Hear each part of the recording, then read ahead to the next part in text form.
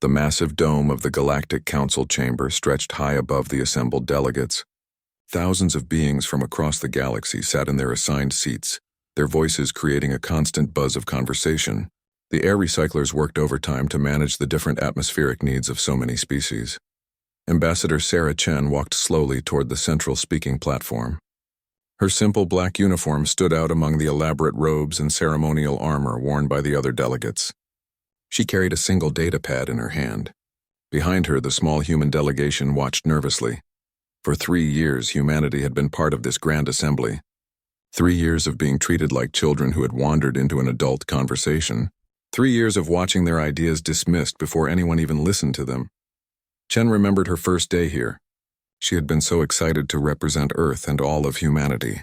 The galaxy was vast and full of ancient civilizations. Surely they would welcome new ideas and fresh perspectives from the youngest species to achieve faster-than-light travel.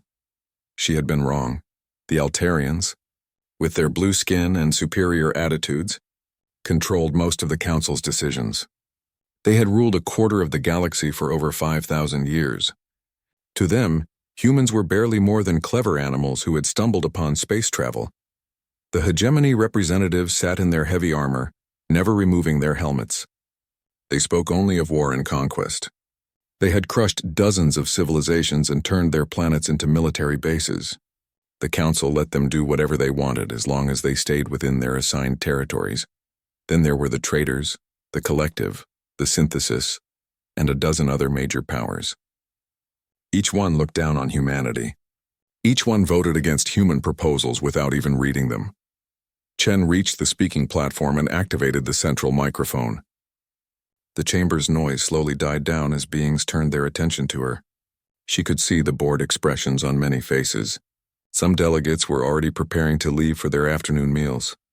Honored delegates, Chen began, her voice carrying clearly through the chamber's speakers. 3 days ago, the human delegation submitted a proposal for emergency aid to the Zelthak system. A few delegates groaned. The Zelthak system was a mess. 4 planets locked in civil war. Millions of refugees, children starving while warlords fought over mining rights. The Council had been ignoring the crisis for 2 years. Our proposal was simple, Chen continued. Medical supplies, food, temporary shelters, basic humanitarian aid. We offered to coordinate the entire operation ourselves. We asked for nothing except permission to help. Prime Thais, the Altarian leader, shifted in his ornate chair. His silver eyes glowed with barely hidden irritation. Ambassador Chen, this matter has already been decided. The Committee for Developing Systems reviewed your proposal and found it inappropriate. Inappropriate? Chen's voice remained calm, but those who knew her could hear the steel underneath. Helping starving children is inappropriate? The Zelthak conflict is a natural evolutionary process, declared War Commander Thek from the Hegemony section. His mechanical voice echoed strangely through his helmet speakers. The strong will survive. The weak will perish. This is the way of the galaxy. Several delegates nodded in agreement. Chen felt her stomach twist with disgust. These beings talked about millions of deaths like they were discussing the weather. Furthermore, Prime Thais added, humanity lacks the experience and wisdom to manage such complex situations. Your species has been in space for less than 2 centuries. Perhaps in another 1,000 years you might be ready for such responsibilities. Laughter rippled through parts of the chamber. Chen saw some delegates exchanging amused glances, as if they were watching a particularly entertaining circus act.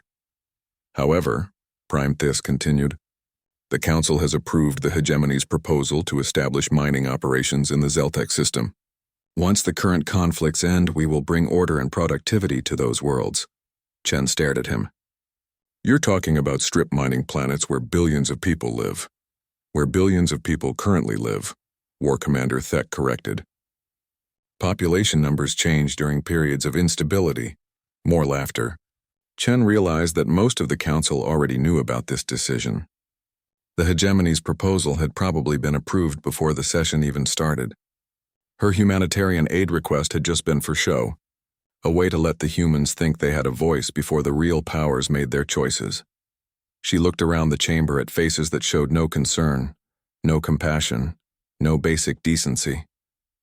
These were the species that claimed to represent the height of galactic civilization. These were the beings who had appointed themselves as guardians of peace and progress. Chen activated her datapad, and began uploading files to the Council's central network. Every delegate's personal system would receive copies within seconds. "What are you doing?" Prime Thys demanded. "I'm transmitting formal documents on behalf of the Terran Federation," Chen replied. "Effective immediately.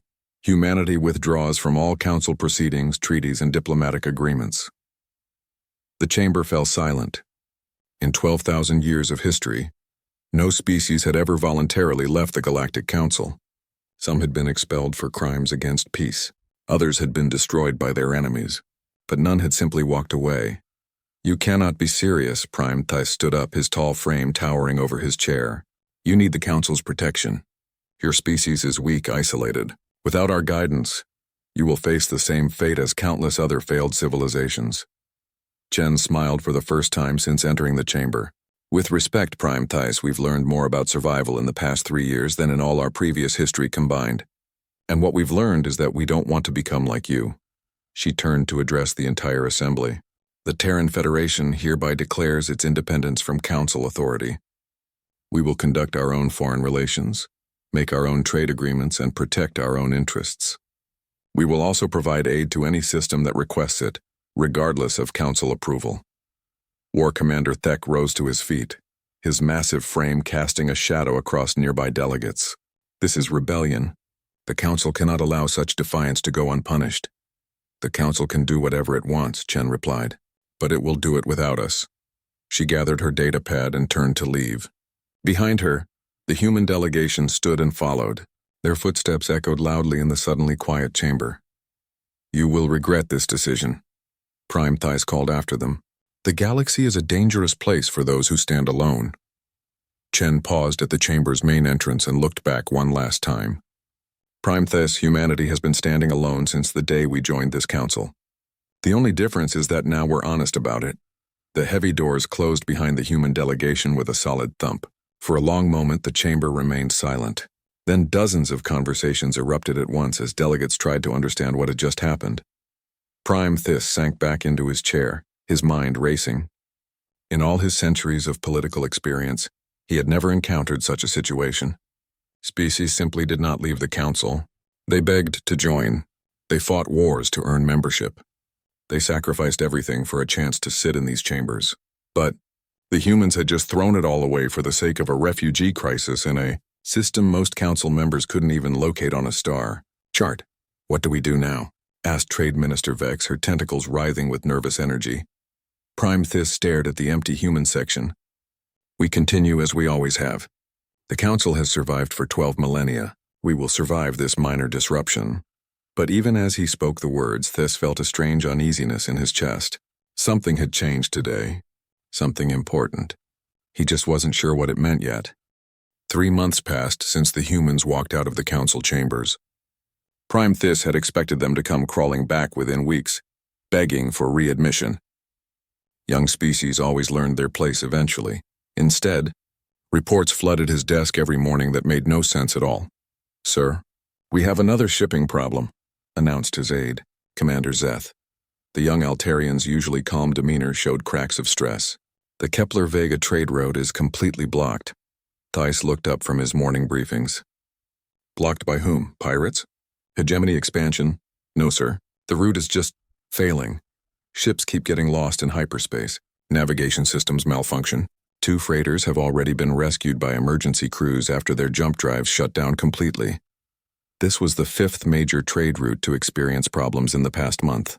Thys had initially blamed equipment failures or enemy sabotage, but the pattern made no sense. The failing routes had nothing in common except one small detail that his analysts had only recently noticed. "Commander, pull up the technical specifications for all the affected trade routes."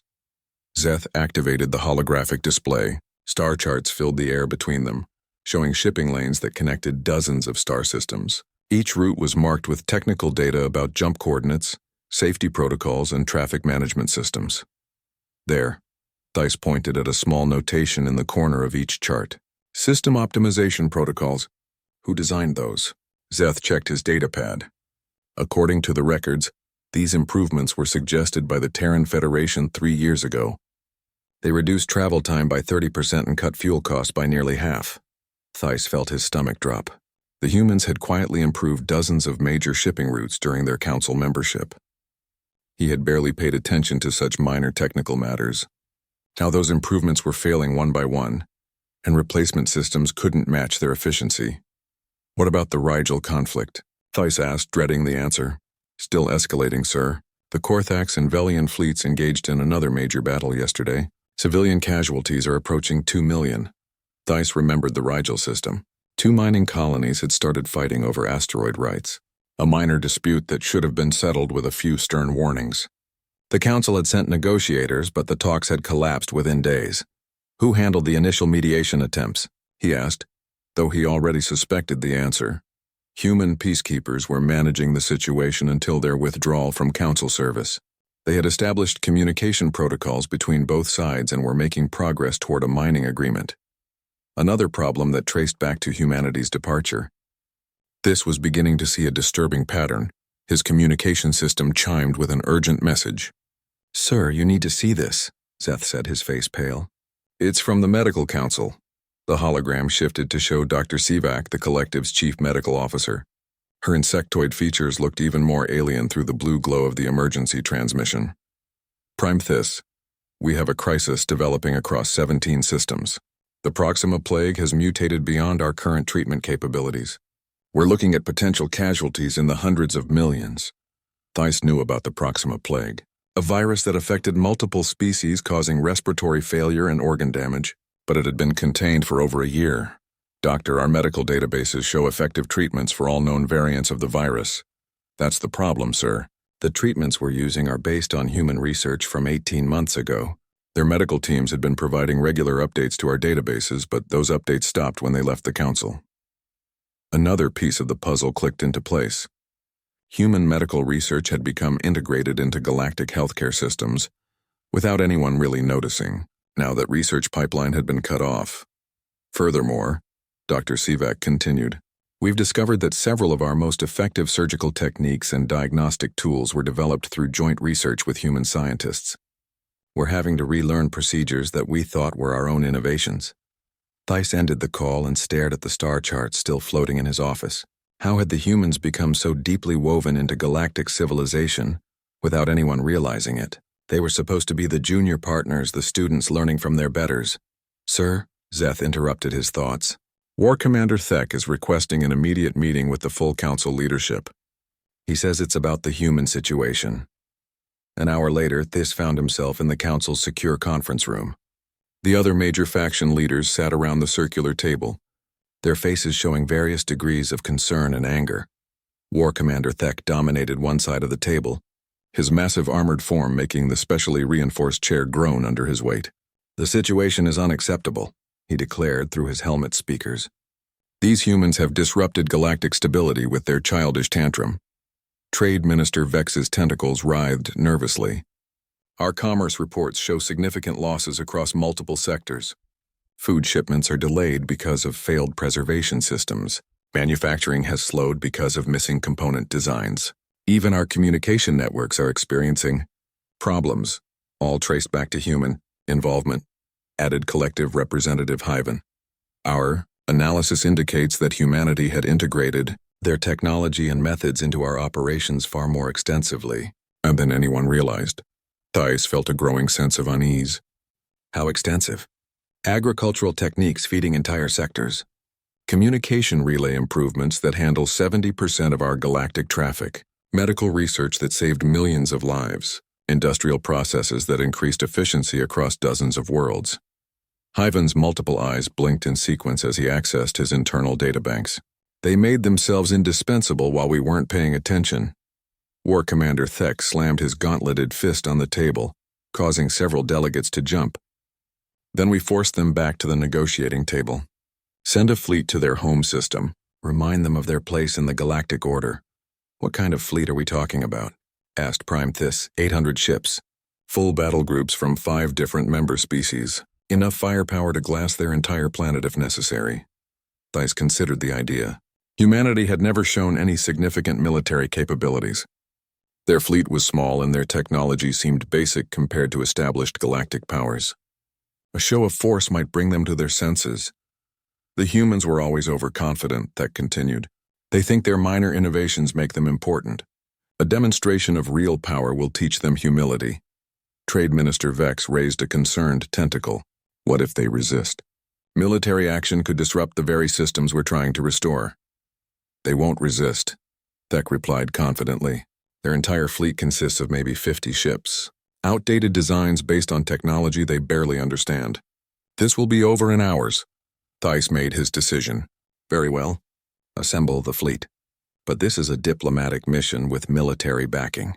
We offer them one chance to return to the Council with appropriate restrictions on their autonomy. And if they refuse? Asked Hyven. War Commander Thek's helmet turned toward the collective representative. Then we teach the galaxy what happens to species that defy the Council's authority. As the meeting broke up and delegates returned to their duties, none of them noticed the small maintenance drone recording their conversation from a ventilation grate.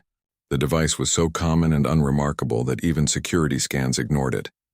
But if they had examined it closely, they might have noticed that its design was slightly different from standard Council equipment.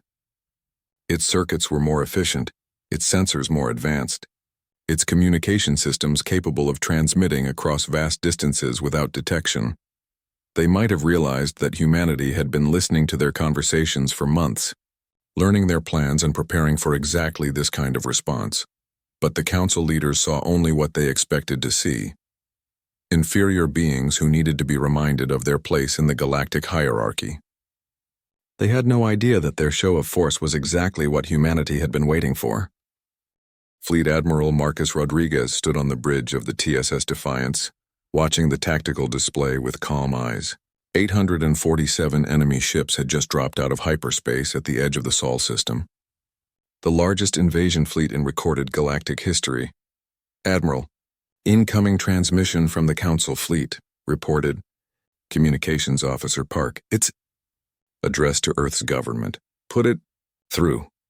War Commander Thek's mechanical voice filled the bridge speakers. Humans of Earth, you have disrupted galactic peace and stability with your reckless actions. The Galactic Council offers you one final opportunity to return to your proper place in the galactic order. Rodriguez almost smiled. Even now, facing what they believed was humanity's entire defense force, the Council still spoke like they were addressing misbehaving children. You have 30 standard hours to surrender your military assets and accept Council oversight of your government. Thek continued. Comply, and your species will be permitted to continue existing under appropriate supervision. The transmission ended. Rodriguez turned to his tactical officer. Analysis, Commander Singh? Standard Council formation, sir. Heavy battleships in the center, cruiser screens on the flanks, support vessels in the rear. They're not even trying to hide their approach patterns. Rodriguez nodded. The Council fleet was positioning itself exactly as their intelligence had predicted. Overwhelming force applied in the most straightforward manner possible. It was the same strategy they had used to crush dozens of civilizations over the millennia. What they're seeing on their sensors, Commander. 42 human ships, sir. Standard defensive formation around Earth and Mars. Our stealth systems are functioning perfectly. The Council could see less than 10% of humanity's actual fleet. The other ships were hidden throughout the system using technology that the aliens couldn't even detect, let alone counter. 3 years of isolation had given human scientists freedom to develop innovations that would have been impossible under Council oversight. Sir, interrupted Lieutenant Chen at the science station, we're receiving quantum encrypted communications from our monitoring posts. The Council fleet commanders are discussing battle plans. Rodriguez had met Lieutenant Chen's sister, the former ambassador, just before she departed for her new assignment. Both siblings shared the same quiet determination that had carried humanity through its darkest moments. What are they saying? War Commander Thek expects total victory within 6 hours. He's already divided the human fleet among his subordinates as hunting trophies. Other bridge officers exchanged glances. The Council's arrogance would have been amusing if it weren't about to cost so many lives. Admiral, called the tactical officer, Council fleet is moving into attack formation. They'll be in weapons range in 20 minutes. Rodriguez activated his command console. All ships, this is Admiral Rodriguez. Execute Protocol 7. Across the Sol system, hundreds of human vessels began powering up systems that no alien civilization had ever imagined. Quantum displacement drives that could move ships instantly across vast distances.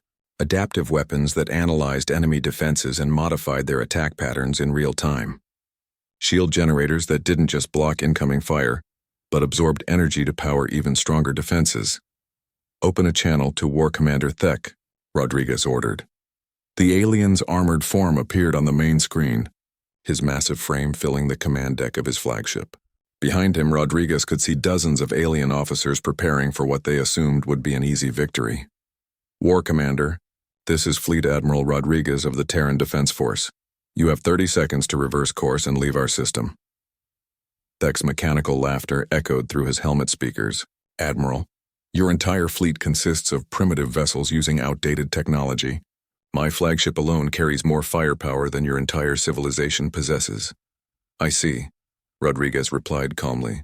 In that case, let me show you what 3 years of independence has taught us. The first wave of human ships simply vanished from their positions around Earth. One moment they were visible on every sensor. The next they had disappeared completely. The Council fleet's targeting systems registered massive sensor, ghosts and phantom contacts as their equipment, tried to track movements faster than their computers could process. When the human ships reappeared, they were scattered throughout the Council formation. Not outside it, not approaching it, but inside it, occupying the spaces between alien vessels with impossible precision. What is this? Thek demanded, his voice losing its confident tone. Quantum displacement technology, Rodriguez explained as if he were teaching a classroom. We discovered that thinking in 3 dimensions was limiting our tactical options. The human weapons began firing, but not with the crude energy blasts or projectile weapons the Council expected. Instead, streams of what looked like liquid light reached out to touch alien ships. Where the beams made contact, shields didn't just fail, they inverted, turning the enemy's own defensive energy against their hulls. Impossible, Thek roared. No species has ever developed such capabilities. No Council species, Rodriguez corrected. We had the advantage of learning from your mistakes instead of being trapped by your assumptions. The first alien vessels began shutting down, their crews unharmed but their ships completely disabled. Human weapons didn't destroy. They analyzed, adapted, and neutralized. Within minutes, entire squadrons of Council warships were drifting helplessly through space. You're not even trying to kill us, Thek said, confusion replacing anger in his voice. War Commander, we learned something important during our time in the Council. Destroying your enemies just creates more enemies. Proving that you don't need to destroy them, that's how you create peace. The battle, if it could even be called that, lasted 17 minutes. 847 Council ships disabled without a single casualty on either side. The human fleet had demonstrated technological superiority so complete that resistance became pointless. How is this possible? Thek asked as human boarding parties began arriving to provide emergency assistance to damaged alien vessels. Our intelligence showed that your technology was decades behind ours. Rodriguez smiled for the first time since the crisis began. Your intelligence was based on what we chose to show you during Council sessions. Did you really think we would reveal our true capabilities to species that treated us like inferior beings? But the ships, the weapons, the displacement systems, where did you develop such advanced technology? War Commander, humanity has been spacefaring for nearly 2 centuries. We've been members of galactic civilization for exactly 3 years. What did you think we were doing with the other 197 years? The truth was more complex than Rodriguez could explain in a simple conversation. Humanity had indeed been developing advanced technology for decades before joining the Council.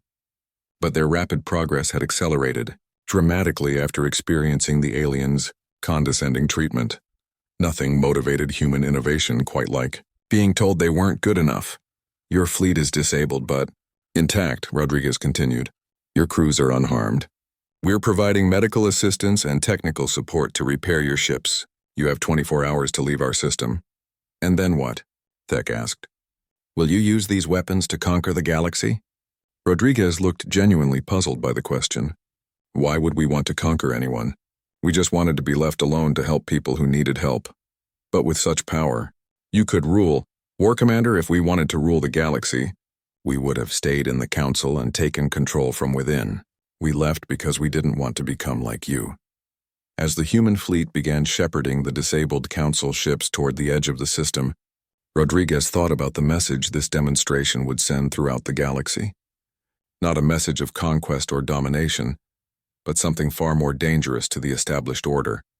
A message that there was an alternative to the Council's way of doing things. A message that species didn't have to accept the hierarchy that had ruled the galaxy for millennia. A message that sometimes the youngest voice in the room might have the best ideas. War Commander Thek's flagship was the last to leave Sol system. As it crossed the hyperspace transition point, Rodriguez received one final transmission. "This isn't over, Admiral."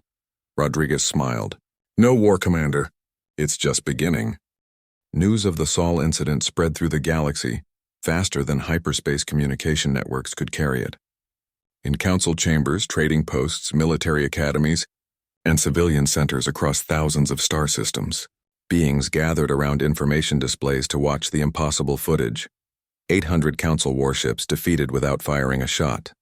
The mighty hegemony fleet, disabled by weapons that seemed to think for themselves.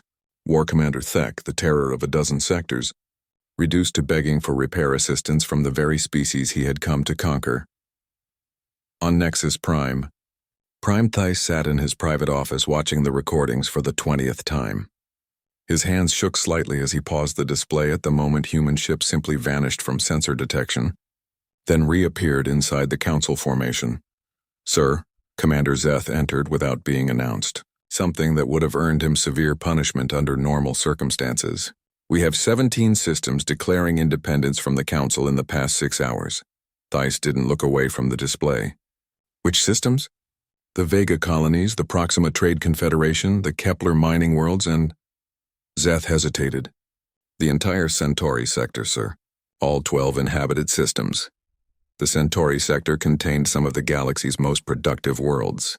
Their departure would cut Council tax revenue by nearly 15%. But Theiss barely heard the economic implications. His mind was stuck on a more fundamental problem. "Show me the independence declarations."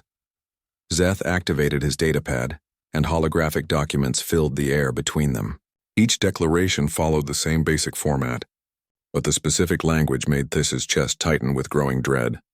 "We, the free beings of the Vega system, hereby declare our independence from the Galactic Council and request formal, diplomatic recognition from the Terran Federation. The citizens of Proxima Station reject Council authority and seek protection under the Terran umbrella of interstellar cooperation. The mining guilds of Kepler formally withdraw from Council oversight and petition for membership in humanity's alliance of independent worlds. They're not just leaving the Council, this realized. They're joining the humans." More reports arrived every hour. Systems that had been loyal Council members for centuries were suddenly questioning the old arrangements. Mining colonies wanted to try human agricultural techniques. Trading stations requested human communication upgrades. Even military outposts were asking for information about human defensive technologies. "Sir, there's something else," Szeth said quietly. "We're receiving intelligence reports from across the galaxy. The junior species that worked with humans during their Council membership are broadcasting testimonials." "What kind of testimonials?" Szeth activated another file. The hologram showed a reptilian being, standing before what appeared to be a planetary assembly. Theiss recognized the speaker as Ambassador Kresh of the Saurian Collective, a species the Council had classified as technologically developing and worthy of only limited autonomy. "For 2 years, human advisors helped us redesign our food distribution systems," Kresh was saying to his audience. "Famine deaths dropped by 80%. When we asked the Council for similar assistance, they told us that hunger was a natural population control mechanism." Another file showed a gathering of insectoid beings on what looked like a space station. Their speaker, a being Theiss vaguely remembered from junior species committees, addressed a crowd of thousands. "Human engineers taught us to build fusion reactors that don't pollute our worlds. When we shared this technology with other Council species, we were told that clean energy was not appropriate for developing civilizations."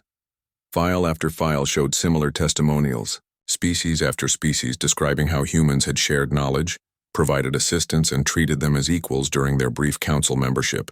Each story directly contradicted the Council's own policies of technological restriction and cultural hierarchy.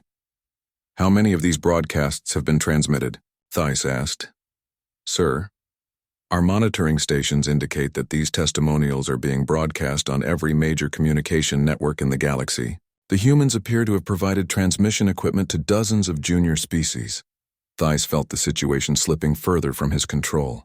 The humans weren't just leaving the council, they were systematically dismantling the ideological foundations that had held galactic civilization together for millennia. "Get me War Commander Thek," he ordered.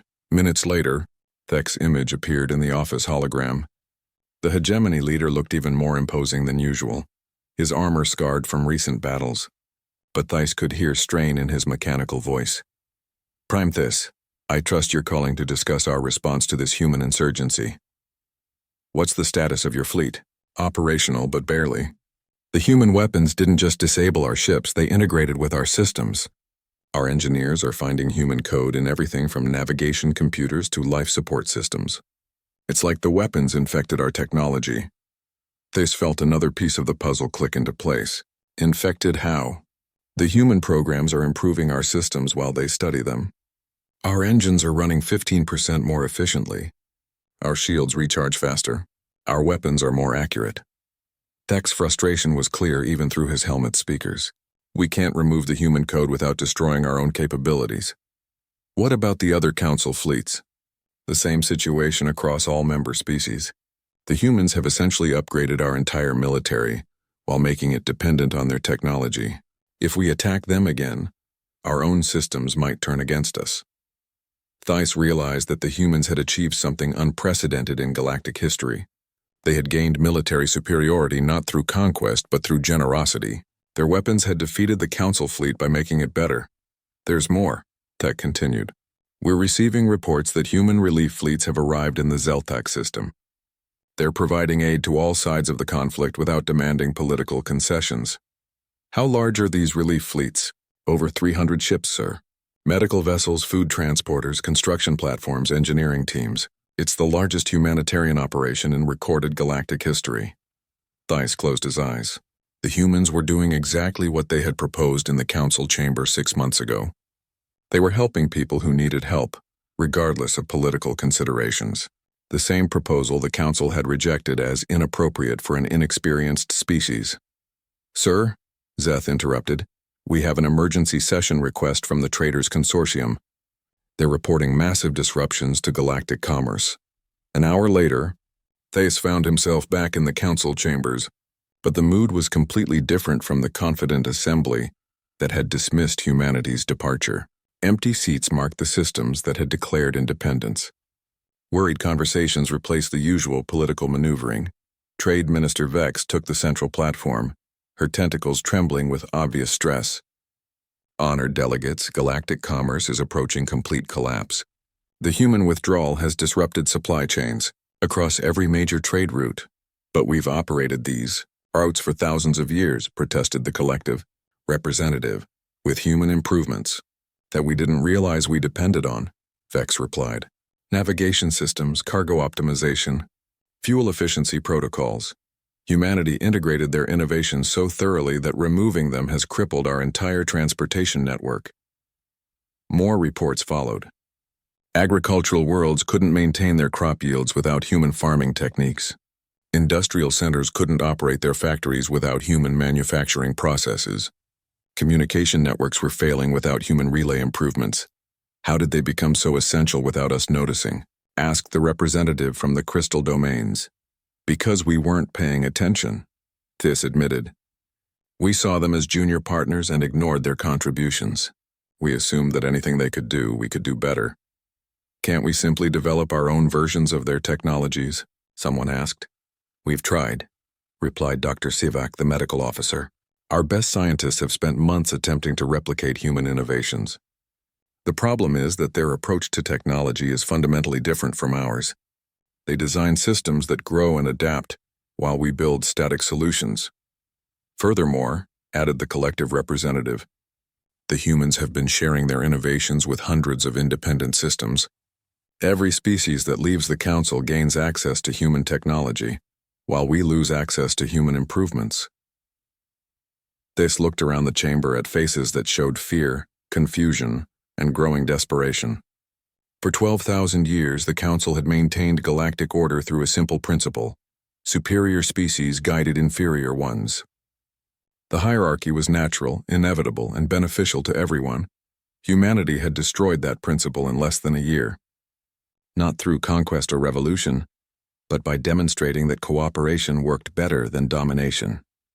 That helping others was more effective than controlling them. That treating everyone as equals produced better results than maintaining artificial hierarchies. "What do we do?" asked Trade Minister Vex. This didn't have an answer. For the first time in his long political career, he faced a problem that couldn't be solved through traditional council methods.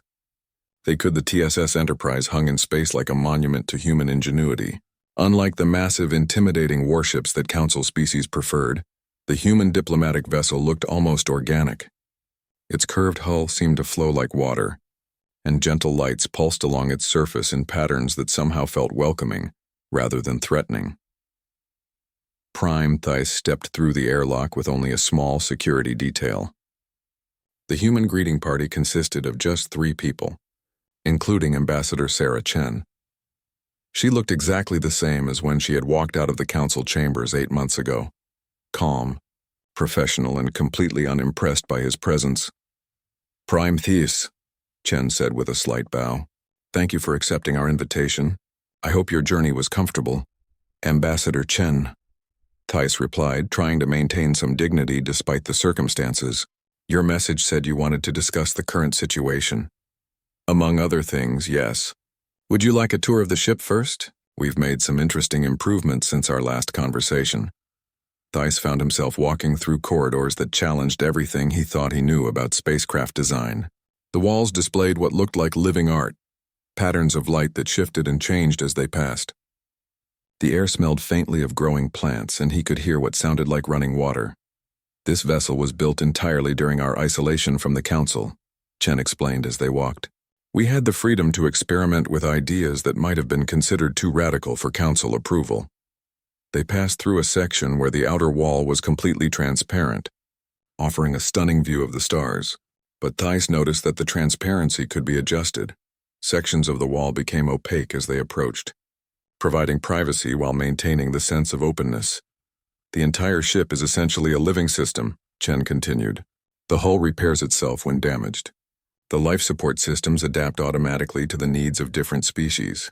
Even the navigation computers learn and improve from each journey." "Impressive," Thais admitted. "But I assume you didn't invite me here for a technology demonstration?" Chen smiled. "Actually, in a way I did. But let's talk in the observation lounge." The lounge was a circular room with a complete view of the surrounding space. Earth hung in the distance like a blue marble, while Mars showed as a red dot nearby. But what caught This's attention were the hundreds of ships moving throughout the system. "Are those all human vessels?" he asked. "Some of them," Chen replied, activating a holographic display that identified the various ships.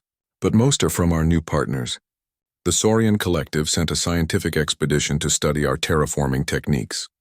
The Vega colonies have established a permanent trade mission. The Zelthak refugees are helping to design new humanitarian protocols." Thais studied the display with growing amazement. Ships from dozens of species worked together in formations that looked more like a dance than military maneuvers. Human vessels shared space with alien designs, all of them moving with obvious coordination and purpose. "This is what you've built in 8 months?" "This is what we've built together," Chen corrected. "This, may I call you that?" Humanity learned something important during our time in the Council. We learned that working with people is more effective than working for them or having them work for us. A new ship materialized near the Enterprise, its design unlike anything Thais had seen before. The hull seemed to be made of crystalline materials that shifted color as it moved, while mechanical appendages extended from various points along its surface. "That's the first joint construction project," Chen explained. "Designed by Saurian engineers, built with vegan materials, powered by human fusion technology, and navigated by collective AI systems. It's faster, more efficient, and more capable than anything any of our species could build alone." "But who controls it?" Thais asked. The question seemed to matter deeply to him. "No one controls it," Chen replied. "The crew makes decisions together. The various species contribute their strengths and cover each other's weaknesses. It works because everyone involved wants it to work." Thais sank into one of the lounge chairs, his mind struggling to process what he was seeing. This contradicts everything we know about galactic civilization. Species compete with each other. They form alliances based on mutual advantage. They don't just cooperate because it feels good. Who told you that? Chen asked gently. It's basic political science, evolutionary psychology, game theory. Competition drives progress. Hierarchy maintains order. Strong species guide weak ones for the benefit of all. Chen activated another display, showing economic and social data from across the galaxy. Look at these numbers, Thais. In the past 8 months, systems that have joined our alliance have seen average productivity increases of 40%. Conflict rates have dropped by 60%. Resource waste has been cut in half. That's impossible. Why is it impossible? Thais struggled to find an answer. Because it's never worked that way before. Maybe, Chen said quietly. It's never been tried before. She gestured toward the viewport, where Earth rotated slowly against the star field. My species spent most of its history believing that some people were naturally superior to others. We built entire civilizations around the idea that hierarchy was natural and beneficial. We told ourselves that someone had to be in charge, someone had to make decisions for everyone else. And that changed? We nearly destroyed ourselves learning that it didn't have to be that way. It took us centuries to understand that cooperation works better than domination, that helping others helps yourself, that treating people as equals gets better results than treating them as inferiors. Thais looked at the data displays again. The numbers were undeniable, but they challenged everything he had been taught about how societies functioned. What about the Council? He asked finally. What happens to 12,000 years of galactic civilization? Chen turned to face him directly. That depends on what you want to happen, Thais. The Council still exists. It still controls hundreds of systems. It could continue operating exactly as it always has, but it doesn't have to. The systems that have joined our alliance haven't been conquered or absorbed. They've chosen to try something different. The Council systems could make the same choice.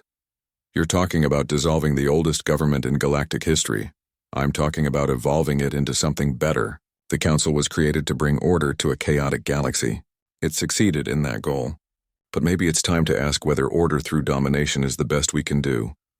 Thais stood and walked to the viewport, staring out at the bustling activity of the Sol system. Ships from dozens of species working together, sharing resources and knowledge, building something new. What would you want from us? He asked. Nothing, Chen replied, and Thais turned to stare at her in surprise. Nothing. We don't want the Council to surrender or submit or pay tribute. We don't want to rule your systems or control your governments. We just want to work together on problems that affect everyone, such as... Chen activated a new display showing star charts marked with various crisis points.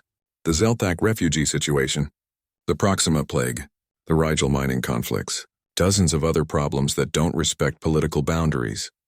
The Council has committees that handle such issues. How well have those committees worked? How many problems have they solved versus how many have they debated endlessly while people suffered?